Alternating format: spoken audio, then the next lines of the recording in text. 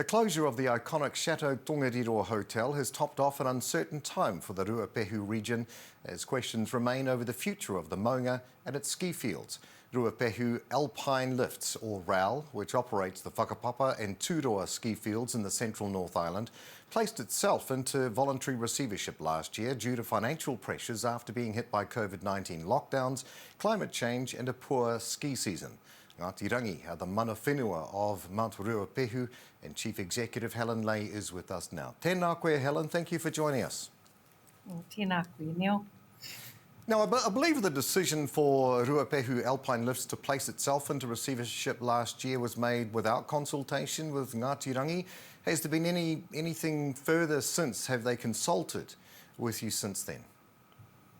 There has been a flurry of activity around Koro Ruapehu, but in terms of consultation, we haven't had any formal consultation around both the future for Koro, but also the more recent actions around the chateau.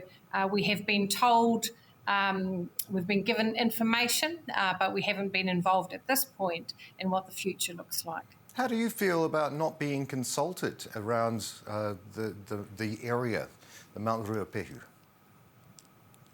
Our board met this week to Whakapapa and Tūroa. For them, the message is very clear. If the way and the reference of knowing what it is to be Ngāti Rangi is kāka te waretoka o Pairangi, kāka hoki ko au, that notion that we are igniting the spirit of Ruapehu to live in this majestic landscape, that provides every reason for us to be involved at every stage of any interaction with the environment, with the commercial interest, for the people. And so we wrote as a board to the Ministry of Business, Innovation and Employment, reinforced that our interest is being kept closely involved in what happens both in relation to the ski field, but also, of course, with the chateau. Okay, so has Ngāti Rangi been in talks with anyone negotiating on behalf of the government to potentially bail out the ski field operators? We have been in discussions with both the voluntary administrators and MB. Our view has been not so much that we want to be operating a ski field, but we are very concerned about how the ski field operates. And so we want to see that any operator treads lightly, that the footprint is reduced, that any redundant structures are removed in a way that Ngāti Rangi is happy with.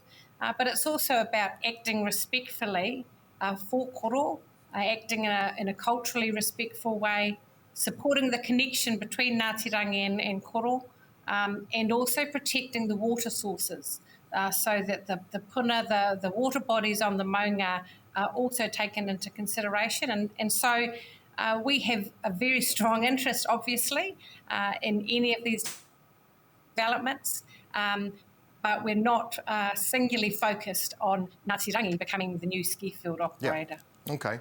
So with the uncertainty, Helen, of facing the tourism industry in Yorohe, due in large part to COVID restrictions and lockdowns, what does the future of the region look like to you? We have the most beautiful environment for tourists, for manuhiri to be here. We're very excited about Te Aramangaero, which is a mountain bike cycleway that we are establishing and will be working on. But we're also interested in the concept of the Southern Gateway. Is how do manuhiri coming into Te Rohi know that they are at the foot of Ngāti Rangi, the foot of Ruapehu. And so there is so much potential in tourism, in sport and recreation, in environment, and we want to be absolutely up for the conversation. Yeah, okay, so just apologies for the sound disruption slightly there. What influence will the delayed negotiations of your treaty claim then to Tongariri National Park have on the future of the ski fields, do you think? We think you can't go ahead and develop a ski field without being mindful of the importance of the kāhui maunga. And so that means all of the iwi that have an interest have to be involved in those discussions. It's not just for Ngāti Rangi to determine. So we work as a cluster of maunga. That's a whakapapa right and responsibility, and we will not reside from that. Helen, you've touched on it a little, but help us to better understand what Ruapehu maunga means to Ngāti Rangi. It is that notion of Te Ware Tuku Pairangi, the house of Pairangi, which is the metaphor in which everyone of Ngāti Rangi understands the tupuna, and the tupuna koro Ruapehu guides us.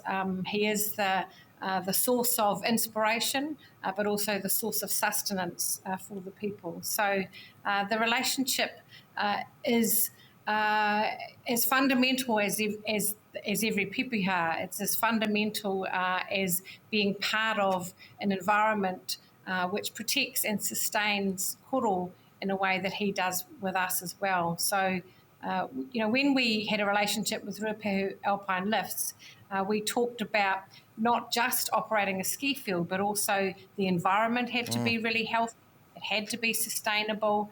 And of course, it is about tangata whenua. It is about looking after anyone who is in the majestic landscape of koro, that we all have a right and a responsibility to take care. Yeah, nicely said. So give us an idea then about some of your other priorities for Ngāti Rangi when it comes to the future of the maunga. The one which we are excited about is Te Ara Mangaoero. That's the mountain bike walk and cycleway. That's something which we want to be able to do as guardians of the landscape, to be able to take people into the rohi. It is about being a sporting, physical environment, but a cultural environment as well. And the other key one is around Southern Gateway, which is looking at the entrance to the national park, but in a way which gives mana to those who take care of that environment. Ngāti Rangi Chief Executive Helen Lay, appreciate you joining us today, and we look forward to hearing about a positive outcome for your stunning region. Ngā mihi. All right. Kia ora.